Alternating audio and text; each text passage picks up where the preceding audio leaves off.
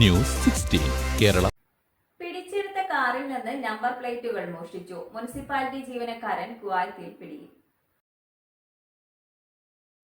വാഹനത്തിന്റെ നമ്പർ പ്ലേറ്റുകൾ മോഷ്ടിച്ചതുമായി ബന്ധപ്പെട്ട കേസിൽ കുവൈത്ത് മുനിസിപ്പാലിറ്റി ജീവനക്കാരനെ അന്വേഷണം തീരുന്നതുവരെ തടങ്കലിൽ വയ്ക്കാൻ പബ്ലിക് പ്രോസിക്യൂഷൻ ഉത്തരവിട്ടു. നൈം സ്ക്രാപ്പ് യാർഡിൽ പിടിച്ചെടുത്ത ഒരു വാഹനത്തിന്റെ നമ്പർ പ്ലേറ്റുകൾ മോഷ്ടിച്ച് തന്റെ നിയമപരമായി പിടിച്ചെടുത്ത കാറിൽ ഒട്ടിച്ചുവെച്ച് കണ്ടെത്തൽ ഒഴിവാക്കാൻ ശ്രമിച്ചെന്ന ആരോപണത്തിലാണ് നടപടി.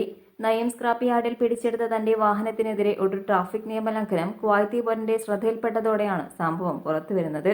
ആശയക്കുഴപ്പത്തിലായ പൗരൻ ഈ പൊരുത്തക്കേട് റിപ്പോർട്ട് ചെയ്യാൻ ജനറൽ ട്രാഫിക് ഡിപ്പാർട്ട്മെന്റിനെ സമീപിച്ചു. അന്വേഷണത്തിൽ നിയമലംഘനം ലൈസൻസ് പ്ലേറ്റ് നമ്പറുമായി ശരിയായി ബന്ധിപ്പിച്ചിട്ടുണ്ടെന്ന് അധികൃതർ സ്ഥിരീകരിച്ചു. പരാതിക്കാരൻ തുടർന്ന് മുനിസിപ്പാലിറ്റിയുടെ ഇമ്പൗണ്ട് ഗാരേജ് സന്ദർശിച്ചു.